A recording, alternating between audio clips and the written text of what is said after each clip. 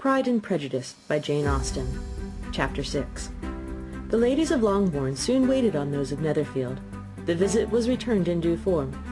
Miss Bennet's pleasing manners grew on the goodwill of Mrs. Hurst and Miss Bingley, and though the mother was found to be intolerable, and the young sisters not worth speaking to, a wish of being better acquainted with them was expressed towards the two eldest.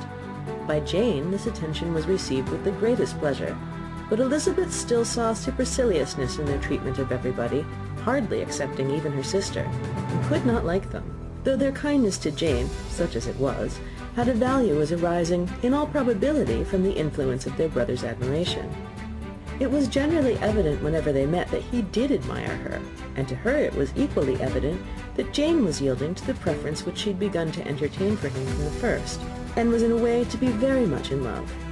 But she considered with pleasure that it was not likely to be discovered by the world in general, since Jane united, with great strength of feeling, a composure of temper and a uniform cheerfulness of manner which would guard her from the suspicions of the impertinent. She mentioned this to her friend Miss Lucas. "It may perhaps be pleasant," replied Charlotte, "to be able to impose on the public in such a case, but it is sometimes a disadvantage to be so very guarded. If a woman conceals her affection with the same skill from the object of it, she may lose the opportunity of fixing him, and it will then be but poor consolation to believe the world equally in the dark. There is so much of gratitude or vanity in almost every attachment that it's not safe to leave any to itself. We can all begin freely, a slight preference is natural enough, but there are few of us who have heart enough to be really in love without encouragement. In 9 cases out of 10, a woman had better show more affection than she feels. Bingley likes your sister undoubtedly, but he may never do more than like her if she does not help him on. But she does help him on, as much as her nature will allow. If I can perceive her regard for him, he must be a simpleton indeed not to discover it too. Remember, Eliza, that he does not know Jane's disposition as you do.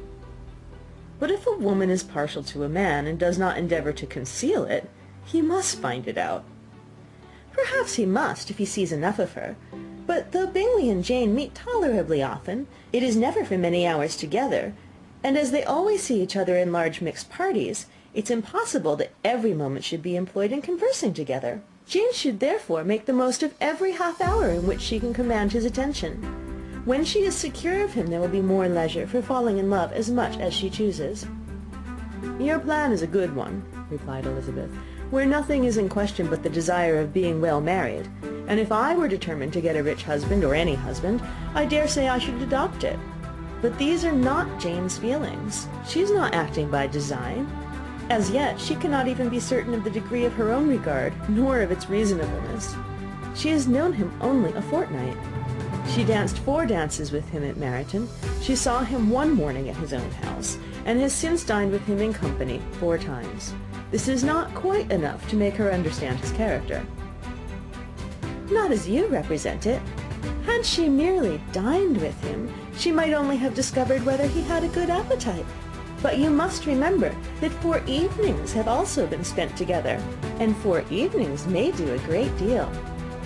"Yes, these 4 evenings have enabled them to ascertain that they both like vingt-un better than commerce. But with respect to any other leading characteristic, I do not imagine that much has been unfolded." "Well," said Charlotte, "I wish Jane success with all my heart, and if she were married to him tomorrow, I should think she had as good a chance of happiness as if she were to be studying his character for a 12-month. Happiness in marriage is entirely a matter of chance. If the dispositions of the parties are ever so well known to each other, or ever so similar beforehand, it does not advance their felicity in the least. They always continue to grow sufficiently unlike afterwards to have their share of vexation, and it's better to know as little as possible of the defects of the person with whom you're to pass your life." "You make me laugh, Charlotte, but it's not sound. You know it's not sound, and you would never act this way yourself." Occupied in observing Mr. Bingley's attentions to her sister, Elizabeth was far from suspecting that she was herself becoming an object of some interest in the eyes of his friend. Mr. Darcy had at first scarcely allowed her to be pretty. He had looked at her without admiration at the ball, and when next they met, he looked at her only to criticize. But no sooner had he made it clear to himself and to his friends that she hardly had a good feature in her face, than he began to find it was rendered uncommonly intelligent by the beautiful expression of her dark eyes. To this discovery succeeded some others equally mortifying. Though he had detected with a critical eye more than one failure of perfect symmetry in her form, he was forced to acknowledge her figure to be light and pleasing, and in spite of his asserting that her manners were not those of the fashionable world, he was caught by their easy playfulness. Of this she was perfectly unaware. To her, he was only the man who made himself agreeable nowhere, and who had not thought her handsome enough to dance with.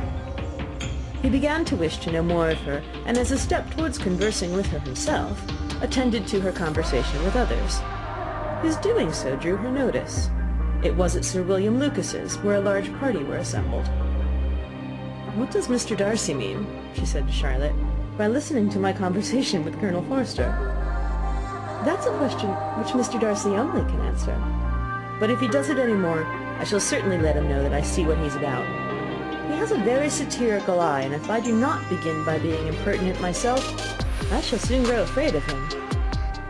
On his approaching them soon afterwards, though without seeming to have any intention of speaking, Miss Lucas defied her friend to mention such a subject to him, which immediately provoking Elizabeth to do it, she turned to him and said, "Did you not think, Mr. Darcy, that I expressed myself uncommonly well just now, when I was teasing Colonel Forster to give us a ball at Meryton?"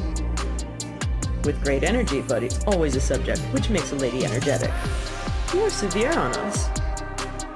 "It will be her turn soon to be teased," said Miss Lucas. "I am going to open the instrument, Eliza, and you know what follows." "You are a strange creature by way of a friend, always wanting me to play and sing before anybody and everybody. If my vanity had taken a musical turn, you would be invaluable, but as it is, I'd really rather not sit down before those who must be in the habit of hearing the very best performers."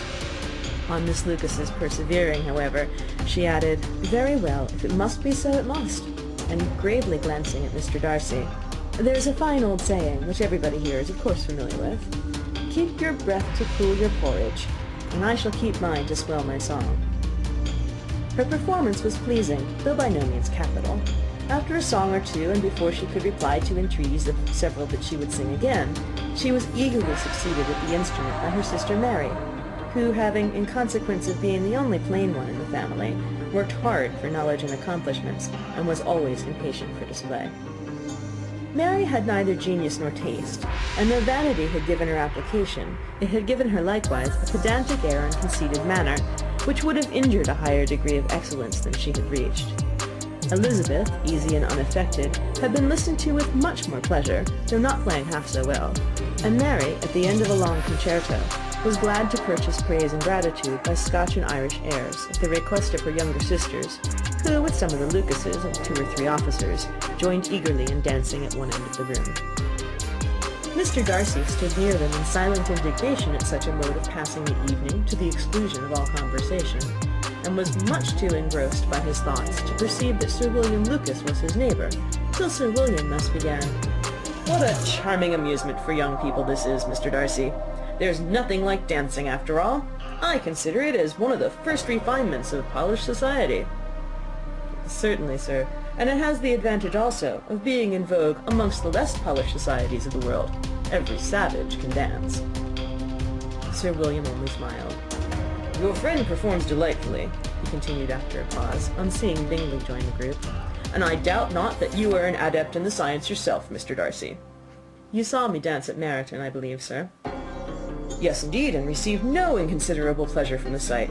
Do you often dance at St. James's?" "Never, sir."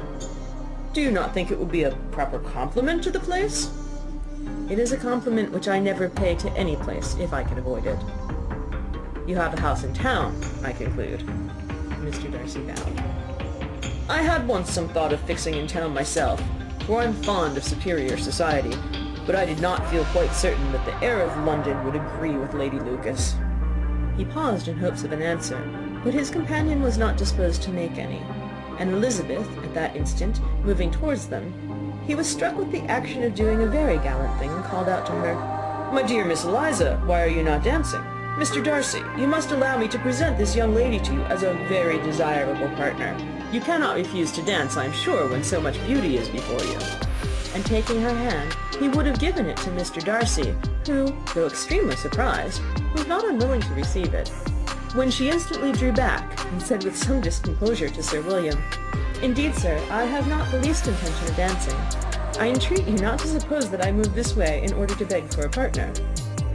Mr. Darcy, with grave propriety, requested to be allowed the honour of her hand, but in vain.